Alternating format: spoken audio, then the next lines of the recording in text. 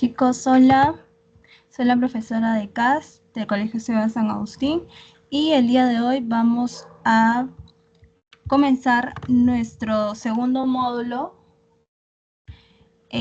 con el tema el reino fungi.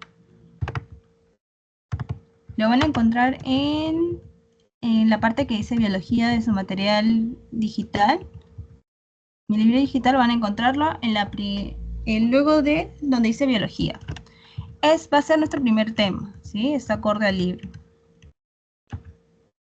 Ahí está. Entonces, vamos a comenzar con lo que es el reino fungi. Tenemos una presentación. El índice, bueno, nos va a indicar qué es lo que vamos a ver hoy día, que sería introducción, qué es el reino fungi o cuál es el concepto que se le da, características, la estructura, asociaciones, clasificación e importancia.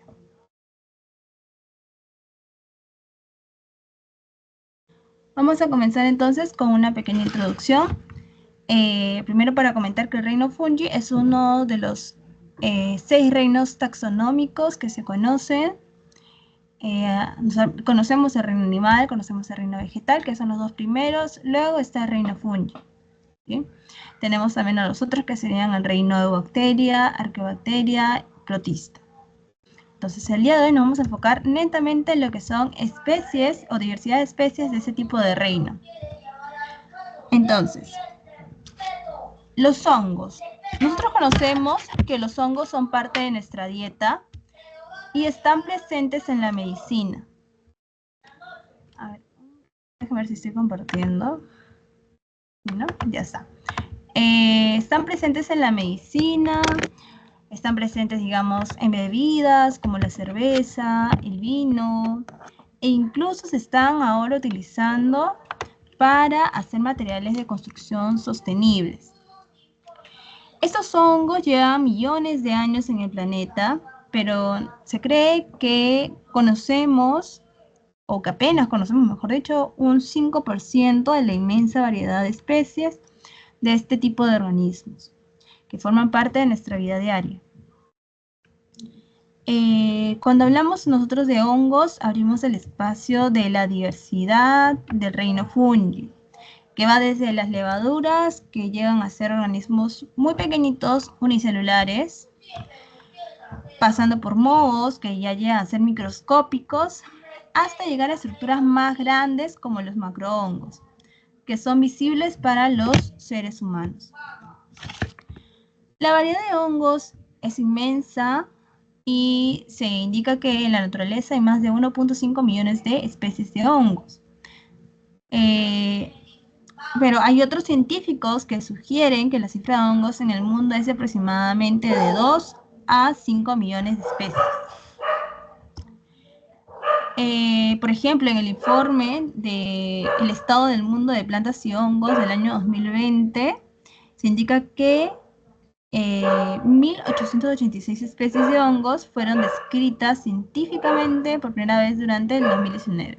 Así que esto no quiere decir de que, a pesar de que hay mucha variedad de estos hongos que se cree que hay porque no están estudiados completamente, nosotros solo conocemos algunas de estas especies, algunas de estas variedades, y son pocas en realidad.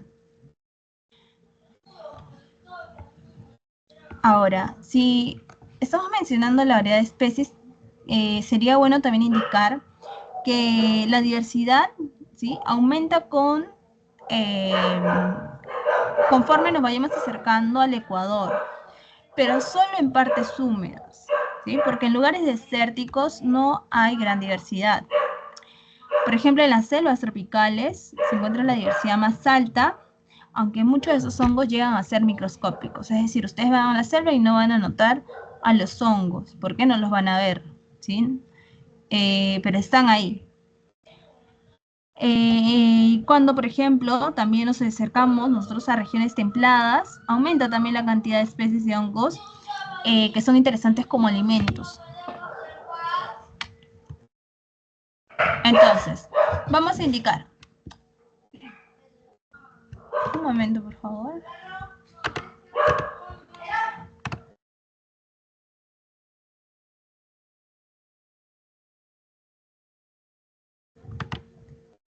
Entonces, vamos a ver ahora qué es, ¿no? O qué son, bueno, qué es el reino fungi o qué son los hongos, ¿sí?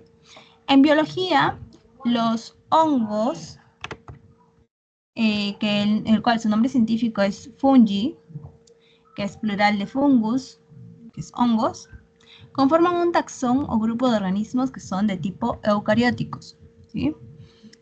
Nos acordamos que cuando hablamos de organismos eucarióticos son organismos que tienen un núcleo definido, tienen ciertas características que los van a diferenciar de bacterias, por ejemplo. Entre estos organismos eucarióticos, ¿sí? Nosotros vamos a encontrar entonces dentro del reino fungi a lo que son los mohos, las levaduras, y organismos que son productores de setas. Estos están clasificados en un reino, eso es importante mencionar, distinto al de las plantas. Así que, porque hay mucha confusión a veces cuando hablamos de, por ejemplo, hay personas que comen, que son vegetarianas y comen champiñones, ¿no? O en general hay muchas personas que les gustan los champiñones. Estos champiñones, a pesar de que podrían ser una parte fundamental de una dieta vegetariana, que es una dieta en base a plantas, no es porque sea una planta, ¿sí? Y no es una planta tampoco, no está dentro de una planta. Es un hongo, ¿sí? Está dentro de otro reino, no es una planta, está dentro del reino fungi. Por lo tanto, podremos indicar de que no hace fotosíntesis, por ejemplo, y no tiene estructura de una planta, no tiene el tipo de nutrición de una planta, ¿sí? Se ha descubierto que organismos que parecían hongos, por ejemplo, en realidad no lo eran también, y que organismos que no lo parecían, en realidad sí lo eran, ¿sí? Entonces, si llamamos hongo a todos los organismos derivados del que ancestralmente adquirió la capacidad de formar una pared celular de quitina, ¿sí? Diferente a una planta que tiene una pared celular de celulosa. Por lo tanto, ¿sí? Si bien este taxón está bien delimitado desde el punto de vista de que es evolutivo, aún se están estudiando cuáles son las relaciones de tipo genéticas de los grupos menores o de los grupos que son menos conocidos.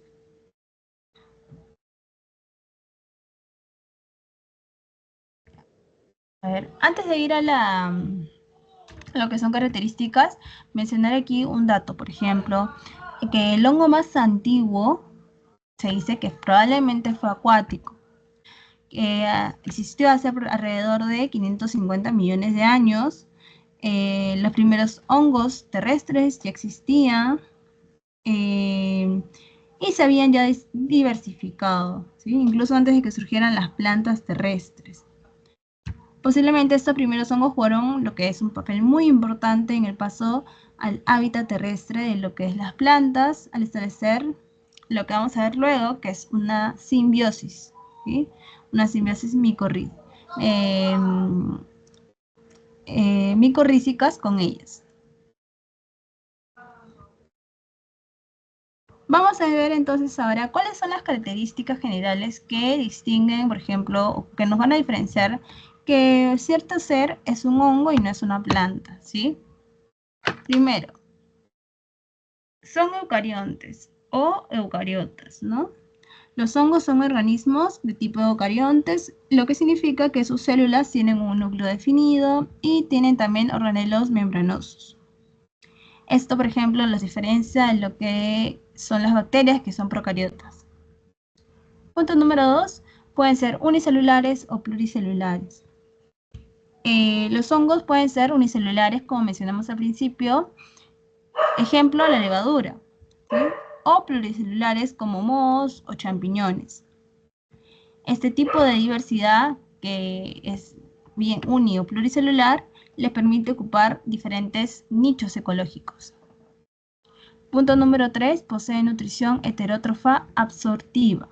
¿Sí? Los hongos obtienen su alimento a través de absorción de nutrientes del medio ambiente, ¿sí? Esto los distingue, por ejemplo, de las plantas, que su nutrición es autótrofa.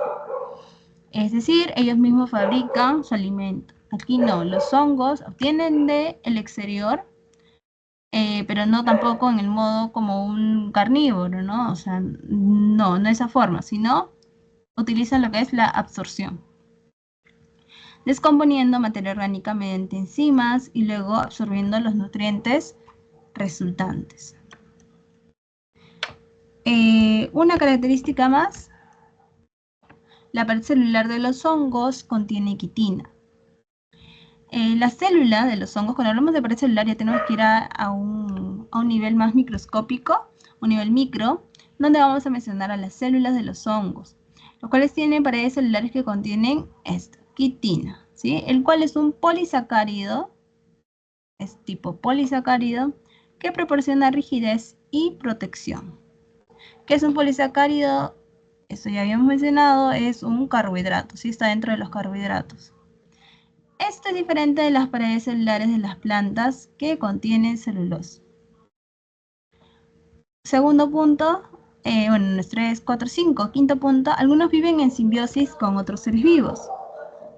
Muchos de los hongos forman relaciones simbióticas con otros organismos, como las algas en los líquenes o las raíces de las plantas en las micorrizas. Este tipo de asociaciones benefician tanto al hongo como al organismo que está haciendo simbiosis. ¿Sí? Punto número 6. Algunos hongos pueden ser parásitos de plantas o de animales. A esto se le llama parasitismo, ya que algunos hongos son parásitos que pueden infectar a plantas o animales causando enfermedades. Esto puede afectar tanto la salud de los organismos hospedadores y tener un impacto significativo en los ecosistemas. Siguiente punto. Se han adaptado a la vida terrestre y acuática. Los hongos han desarrollado adaptaciones que les permiten vivir en una amplia variedad de hábitats, mencionando ambientes terrestres como también acuáticos. Y esto les ayuda a, ¿cómo podemos poner la palabra? A colonizar, ¿no? Así, colonizar diferentes ecosistemas. Siguiente puntito, se reproducen asexualmente por gemación. Su reproducción entonces es de tipo asexual. Los hongos pueden reproducirse asexualmente mediante este tipo que es la gemación, donde una célula hija se forma a partir de la célula madre y se separa para formar un nuevo organismo, ¿sí? Vamos a ver luego. Digamos, a ver, no sé si acá podemos hacer un dibujito. Solo necesito un círculo para indicar cómo es una célula, ¿no? Ponemos gemación, a ver si hay acá. Creo que no sale exactamente, ¿no? Vamos a poner un círculo, indicando que esta es la célula, ¿no?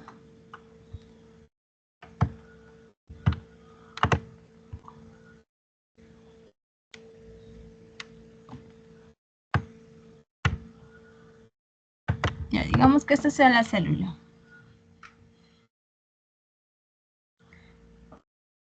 Ay, no.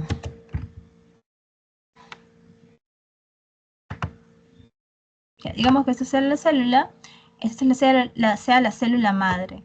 La célula hija se va a formar a partir de esa célula madre, ¿sí? Y va a salir, es como si estuviese saliendo de acá, de ella misma. No necesita, es reproducción asexual porque no necesita de, solo puede reproducirse a partir de una sola célula, ¿sí? Entonces, sale y de aquí es como, vamos a decir, ¿cómo podríamos llamarlo? A ver, podríamos dar una analogía, gemación, ¿no? Imagínense que está aquí la célula, entonces acá la célula se va formando, ¿sí? Se va formando, va creciendo, para luego separarse, estar unido solo por algo así como un hilito, y luego salir. Y se forma otra célula, ¿sí? La célula hija.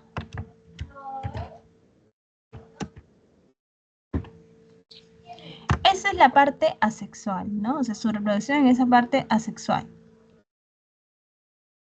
Ahora, también tienen una reproducción sexual. Se reproducen sexualmente por esporas sexuales modificadas, ¿sí? A ver, un ratito. Creo que no carga.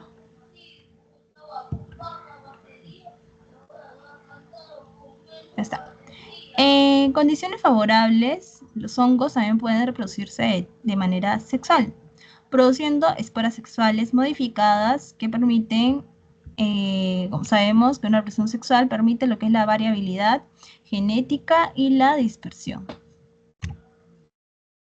El hongo tiene un cuerpo formado por filamentos denominados hifas.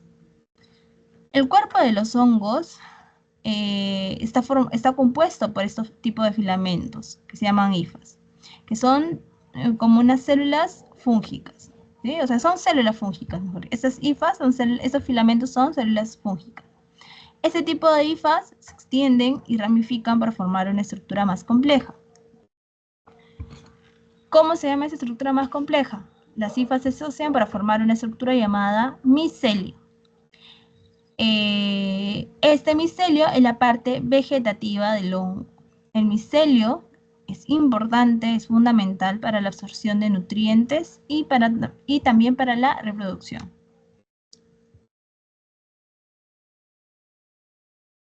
Estas características hacen que los hongos, todas estas que hemos visto hasta ahora, hacen que los hongos sean un grupo diverso y esencial en los ecosistemas, lo que les permite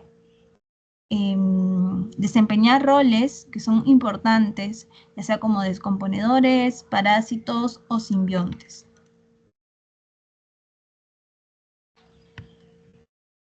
Vamos ahora con la estructura fúngica. Ay, está bien, ya. La estructura fúngica. La mayoría de los hongos verdaderos son pluricelulares, talófitos y adoptan una forma filamentosa. Cada uno de los filamentos cilíndricos se denomina hifa y la masa de hifas es el micelio.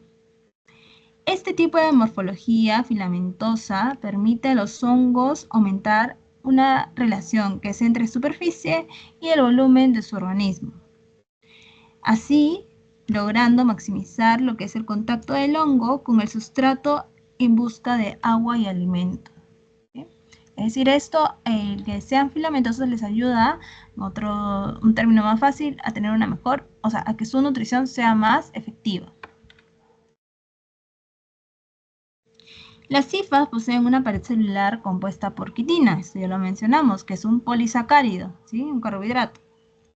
Y las hifas crecen o tienen un crecimiento apical. Las hifas crecen únicamente por sus extremos. A esto se le llama crecimiento apical y nunca crecen en grosor. Estas hifas van ramificándose y a veces varias ramificaciones se sueldan. Se sueldan formando lo que es una red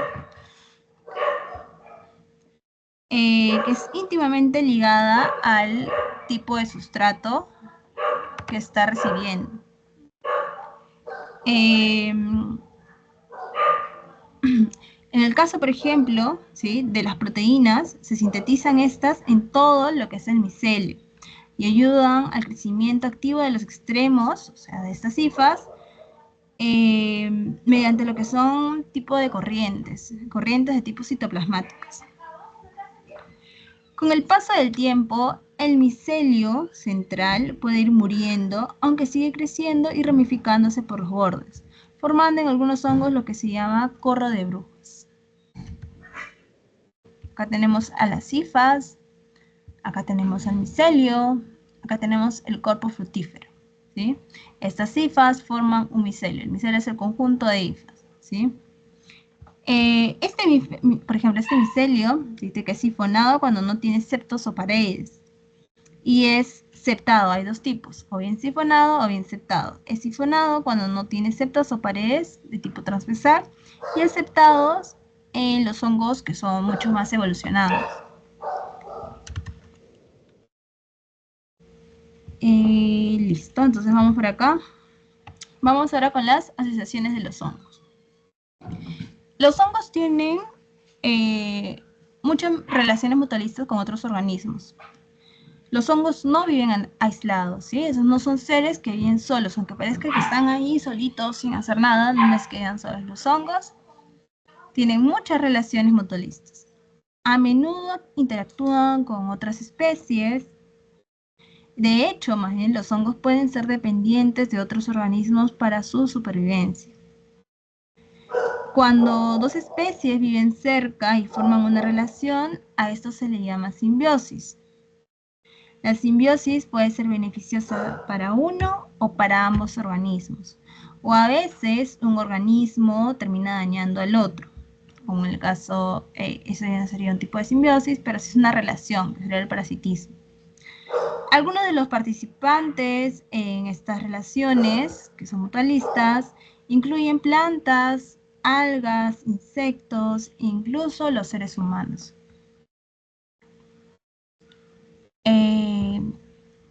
En el caso específico del mutualismo, ¿sí? Hay dos relaciones mutualistas comunes que incluyen hongos con la micorriza y el líquen.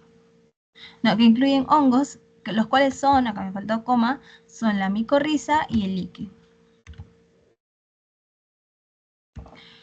¿Qué son los líquenes entonces? No sé si habrán escuchado antes o alguna vez han visto un organismo que se llama el líquen. Pues los líquenes son crecimientos duros y crujientes también que se pueden encontrar en árboles, en troncos, en paredes y en rocas. Aunque los líquenes pueden no ser los organismos más bonitos, miren, ustedes ven aquí la imagen, no pueden ser los más bonitos de la naturaleza, estos líquenes, así como muchos organismos, son únicos. Un líquen es realmente dos organismos, a ese referido como un organismo compuesto, ¿sí?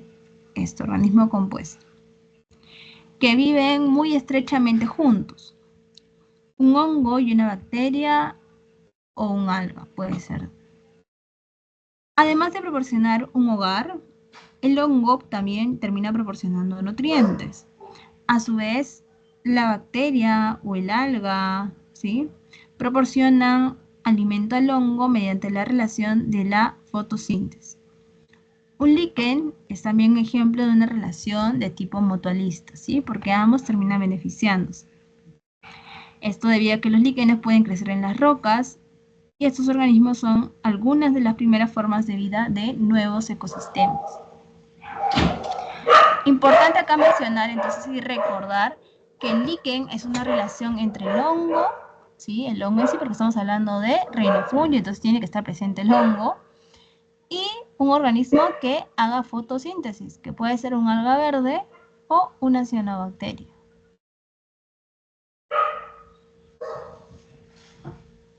Y ahora, ¿dónde se encuentran estos líquenes? En los árboles, en troncos, en paredes, en rocas. Esto no quiere decir que el hongo vaya a hacer simbiosis con el árbol, con la roca, no. El hongo está haciendo simbiosis con un alga verde que podría encontrarse, digamos, en un ambiente húmedo fácilmente, al costado de una roca. Una cianobacteria que podría estar fácilmente también en un árbol. Acá tenemos ejemplo de un líquen, como dijimos, no es algo que visiblemente sea algo bonito, algo atractivo, ¿no? De ver, algo... es raro, sí, es raro y es único, es extraño, ¿sí? Y eso termina siendo un organismo, un líquen, que prácticamente es un organismo compuesto. Vamos con el segundo tipo de simbiosis, que serían las micorrizas.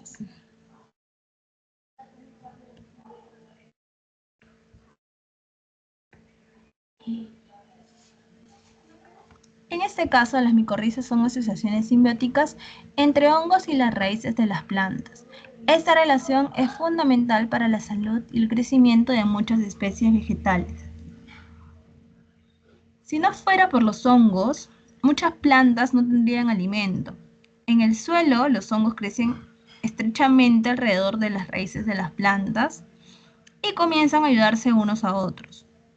Las raíces de las plantas, junto con las raíces especiales de los hongos, son llamadas micorrizas. ¿sí? Entonces acá tenemos hongos más raíces. Se llama micorriza. En cambio, líquen, ¿qué era? Hongo y alga verde o cianobacteria o bacteria, ¿sí? Que haga fotosíntesis. Como las plantas y los hongos forman una estrecha relación, estos terminan alimentándose mutuamente. ¿Qué proporciona la planta al hongo? Le proporciona azúcares. Sabemos que las plantas hacen fotosíntesis y la fotosíntesis es la producción de azúcar, ¿sí? Que este hongo, por ejemplo, no puede producir, no llega a producir azúcar porque más bien es heterótrofo. Y entonces el hongo lo que sí proporciona es minerales, le proporciona agua a las raíces de las plantas. Por lo tanto, en este tipo de relación se benefician ambos organismos. Acá tenemos una micorriza, ¿sí? Ustedes sí pueden ver esa parte blanquita, es la parte de los hongos. Aquí tenemos, tenemos a las raíces. Clasificación de los hongos. La clasificación de los hongos es esencial para comprender su diversidad y las funciones ecológicas que desempeñan en los ecosistemas. Los hongos son organismos eucariontes que se caracterizan por su nutrición, que es de tipo heterótrofa, y su capacidad para descomponer materia orgánica. Todo esto ya lo hemos venido mencionando anteriormente. En este tipo de contexto se pueden dividir entonces dos grupos principales. Los micomicetes, que son los hongos, también llamados mucosos o mucilógenos, y los eumicetes, que son los hongos verdaderos.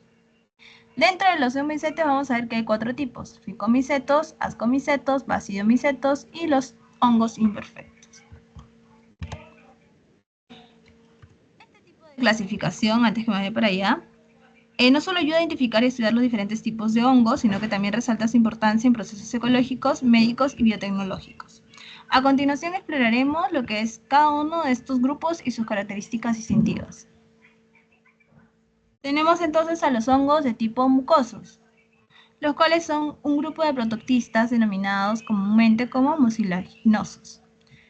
Estos toman distintas formas a lo largo de toda su vida. Comienzan a veces como una ameba unicelular, para luego volverse un tipo de plasmodio y luego desarrollar fructificaciones que forman esporas, para que nuevamente empiece el ciclo, ¿sí? Son conocidos por su ciclo de vida único y su capacidad para formar estructuras multicelulares en ciertas etapas. Comienzan con una estructura unicelular y luego ya van formando una estructura multicelular. Entonces tenemos aquí el ciclo de vida, ¿no? El ciclo de vida estado, ¿sí? Todo comienza con unas pequeñas semillas que son llamadas esporas, ¿sí? Esporas. Estas esporas son muy ligeras y pueden viajar por el aire.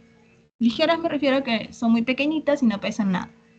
Cuando caen en un lugar húmedo y cálido comienzan a germinar, como cuando una semilla empieza a crecer, ¿sí? Tenemos a la espora germinando. La mixameba, luego tenemos la formación de la mixameba y de las células flageladas, células nadadoras también llamadas. Cuando las esporas terminan de germinar, se convierten en dos tipos de pequeñas criaturas. Una se llama amixameba, que se parece a una ameba, y la otra son células flageladas, que tienen colita que les ayuda a moverse. Estas criaturas son como los bebés de los hongos. En algún momento, dos de estas criaturas se encuentran y deciden unirse como si fueran amigos que se dan la mano. Cuando se juntan ocurre algo llamado lo que es la cariogamia, donde sus núcleos se combinan y forman un nuevo núcleo creando lo que es el cigoto. Este cigoto es como un huevo que contiene toda la información para formar un nuevo hongo. El plasmodio, ¿sí? Aquí tenemos al plasmodio alimentándose. Entonces, ¿de dónde surge este? Del cigoto, que se forma una masa, a partir de este cigoto, una masa llamada plasmodio. Este plasmodio es muy especial porque se alimenta como si estuviera comiendo una cuchara, usando un proceso llamado que se llama fagocitosis. Aunque este plasmodio no se divide, su núcleo sí puede dividirse. Si el ambiente llega a volverse difícil, como si estuviera lloviendo mucho o haciendo mucho frío, el plasmodio puede hacerse un refugio llamado el esclerocio, ¿sí? Este refugio ayuda al hongo a sobrevivir hasta que las condiciones mejoren. Finalmente, cuando las cosas vuelven a estar bien, el plasmodio se transforma en algo llamado esporangio, ¿sí? El esporangio. Dentro de este esporangio ocurre un proceso llamado meiosis.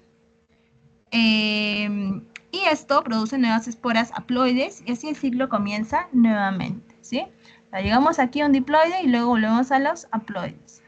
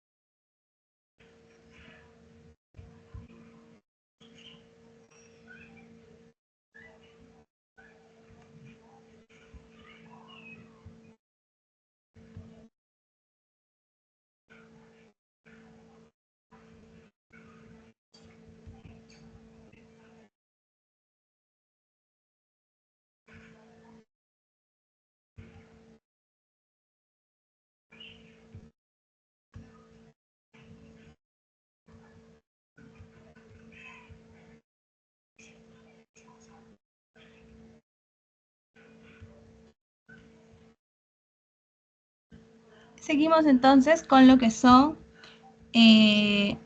hongos verdaderos, ¿sí? Abarcan una amplia variedad de hongos, desde levaduras y mohos hasta setas, y son los más comunes y reconocibles en la naturaleza. Los hongos verdaderos, también conocidos como eumicetes, dijimos a un principio, son un grupo diverso y fascinante de organismos que desempeñan un papel crucial en los ecosistemas del planeta. A diferencia de otros organismos, los hongos verdaderos se caracterizan por su nutrición heterótrofa, lo que significa que obtienen su alimento descomponiendo materia orgánica, que puede estar viva o puede estar muerta.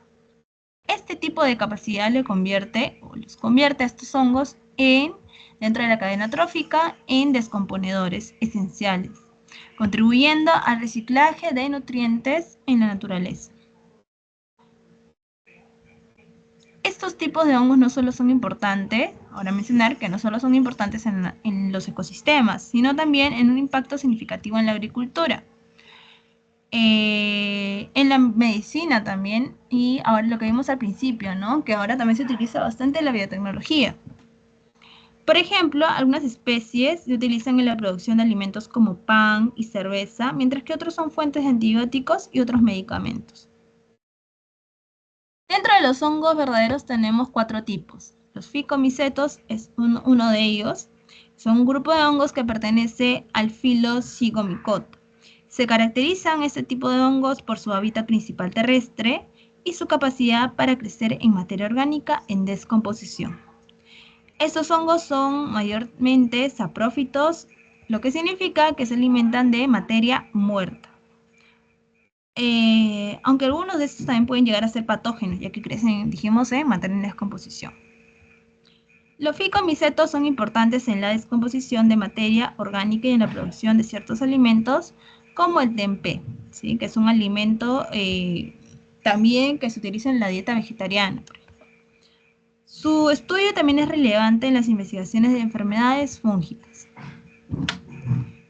El segundo tipo es el ascomiceto. Los ascomicetos pertenecientes al filo Ascomycota son uno de los grupos más grandes y diversos de hongos. Se caracterizan por la formación de ascos, que son estructuras especializadas donde se producen las esporas sexuales llamadas ascosporas. Estos ascomicetos son fundamentales en diversos procesos ecológicos y también económicos, ya que son utilizados en la producción, por ejemplo, de vino, de cerveza, de pan. También están dentro de la industria farmacéutica, como antibióticos, como la penicilina, y en la biotecnología.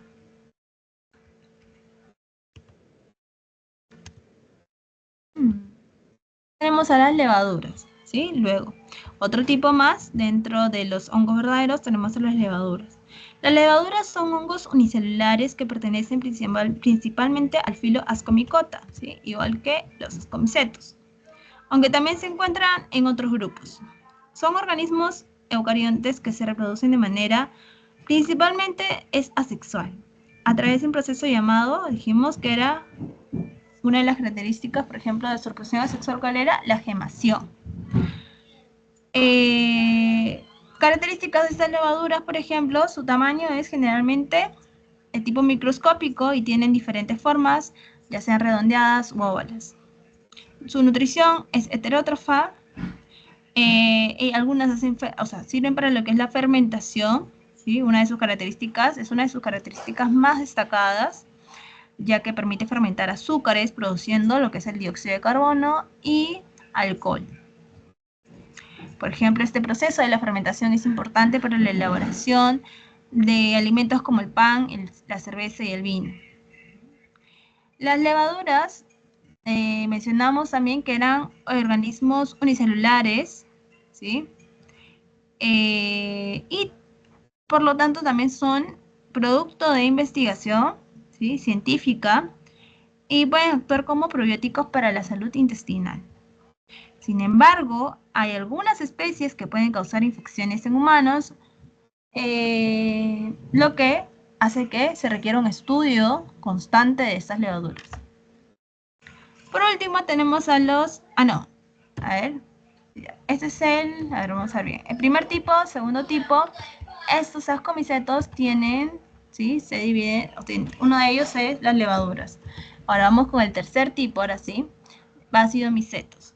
Los bacidomicetos son un grupo de hongos que pertenecen al filo Basidiomycota. Se caracterizan por la producción de bacilos, que son estructuras donde se forman las esporas sexuales llamadas bacidosporas. Características, por ejemplo, su reproducción principal es de manera sexual, mediante la formación de bacilos, así como la reproducción asexual mediante, conocemos que son las esporas. Sus hifas son de tipo septadas, lo que significa que va a representar o que tiene divisiones internas. Aquí se incluyen en los bacidomicetos, se incluyen setas, se incluyen champiñones, se incluyen hongos de estirón y también algunos hongos patógenos. Muchos de estos, por ejemplo, son comestibles y se utilizan en la gastronomía. Sin embargo, algunos pueden ser patógenos de plantas y animales, lo que ayuda, por ejemplo, en la industria de agricultura, ¿no? En la agricultura y también la salud. Hongos imperfectos. Los hongos imperfectos, también llamados o también conocidos como los deuteromicetos, estos son un grupo que no presenta un ciclo de vida sexual conocido. Y por lo tanto se va a caracterizar por su reproducción solamente asexual. Que sabemos a partir de esporas llamadas, en este caso, conidios. ¿Sí? La importancia de estos deuteromicetos es, por ejemplo, en la industria alimentaria, donde se utilizan en la producción de alimentos fermentados y en la elaboración de antibióticos. Algunos son patógenos de plantas, acá tenemos, ¿no? Como está infectando, esta naranja. Y animales, lo que destaca su importancia en la agricultura y en la salud pública. Seguimos. Ahí.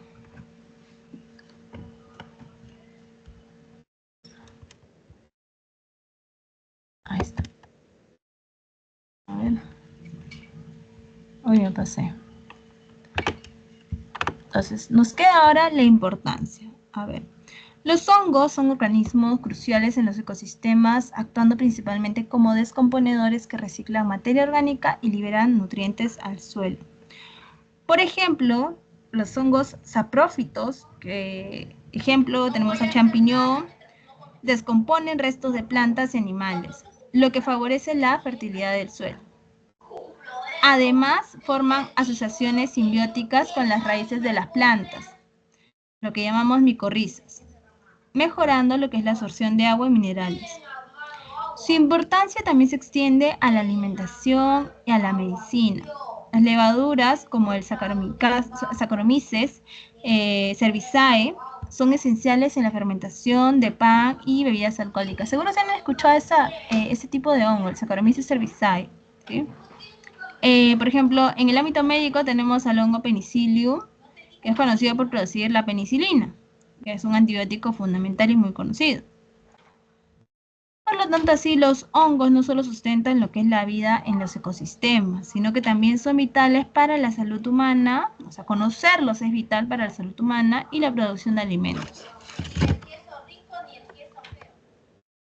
Gracias. A ver, ahora vamos a ver el material, ¿sí? Tenemos entonces, luego ustedes pueden revisar aquí el material nuevamente. Vamos a ver esta lectura para responder las preguntas. Penicilina, ¿no? En 1928 el investigador Alexander Fleming descubrió la penicilina, un acontecimiento que cambiaría el curso de la historia de la medicina. Este hallazgo que Fleming no dio a conocer hasta 1929, entonces un año fue solo lo conocía él, pero ¿por qué no lo dio a conocer a la comunidad científica? Porque obviamente hay que estudiarlo bastante, no podemos decir algo y luego decir no, así no es, ¿no? O sea, abrió las puertas de la revolución antibiótica. Muchas especialidades médicas no existirían hoy si Fleming no se hubiera encontrado con una placa de su microscopio, un hongo bautizado como Penicillium notatum. Fleming estaba trabajando con unas bacterias llamadas estafilococos dorados. Casualmente, descubrió que estas eran destruidas por un hongo muy común originado por la descomposición de ciertas sustancias. Este científico británico descubrió, sin proponérselo, el poder bactericida de este modo llamado Penicillium notatum, o sea, la penicilina. En 1929, Fleming, después de haber vuelto de unas vacaciones de 3 semanas, se percató de que en una pila de placas olvidadas antes de su marcha, donde había estado cultivando una bacteria, la cual era la Staphylococcus aureus, ¿qué había pasado? Había crecido también un hongo en el lugar donde se había inhibido el crecimiento de la bacteria. El hongo contaminaba el cultivo y probablemente procedía del piso superior donde había un laboratorio en el que los científicos investigaban alergias. Resultó entonces que el hongo fabricaba una sustancia que producía la muerte de la bacteria. Como el hongo pertenecía a la especie Penicillium, Fleming estableció que la sustancia que producía sería denominada la penicilina. ¿Sí? En sí, la penicilina no es el hongo, ¿sí? Sino es un antibiótico que a la vez es una sustancia liberada por este tipo de hongo, que pertenece a la especie Penicillium.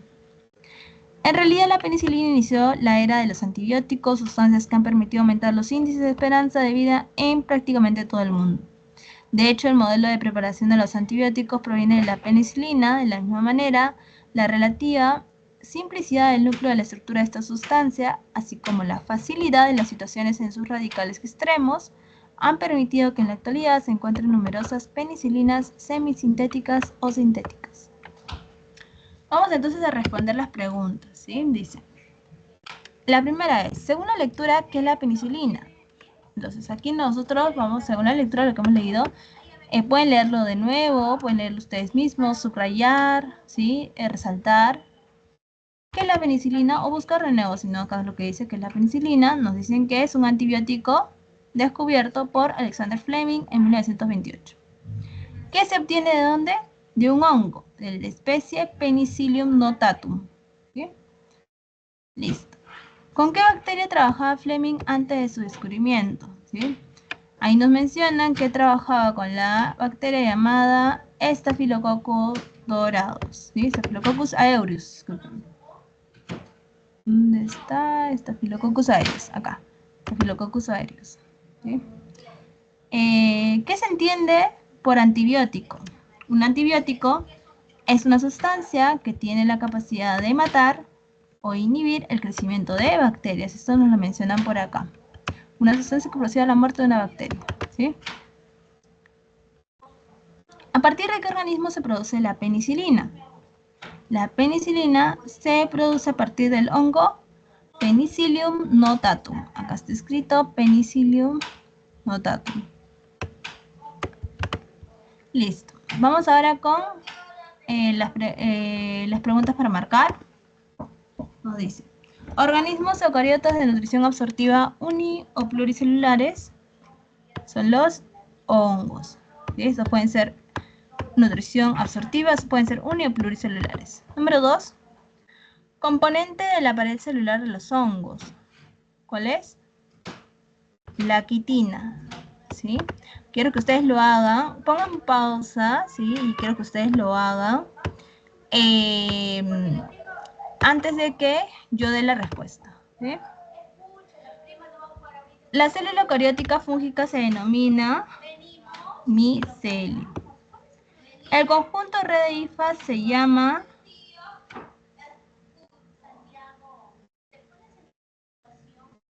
no, acá está. No, acá dice. La célula eucariótica fúngica, está bien, micelio, sí. El conjunto de red de hifas se llama micelio también, ¿sí? La ciencia que estudia los hongos, ¿cómo se llama? La micología. La asociación simbionte de un alga y un hongo se conoce como... ¿Cómo se conoce? Como líquen.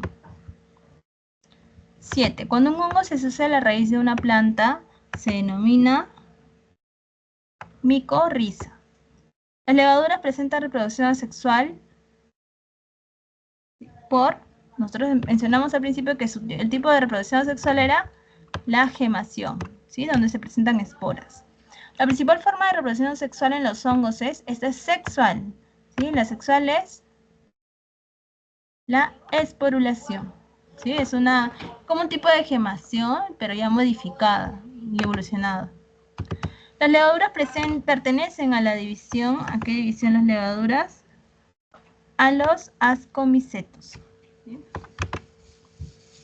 Listo, entonces eso sería todo. Para ustedes queda hacer lo que es la retroalimentación, ¿sí? Que es como su tarea. Tienen acá la pared de los hongos, eso todo lo pueden encontrar en el material y también en material, acá me refiero al libro, y también en la presentación. ¿Sí? Completar espacios. Eso sería todo, chicos, muchas gracias. Cuídense, nos vemos en la próxima clase.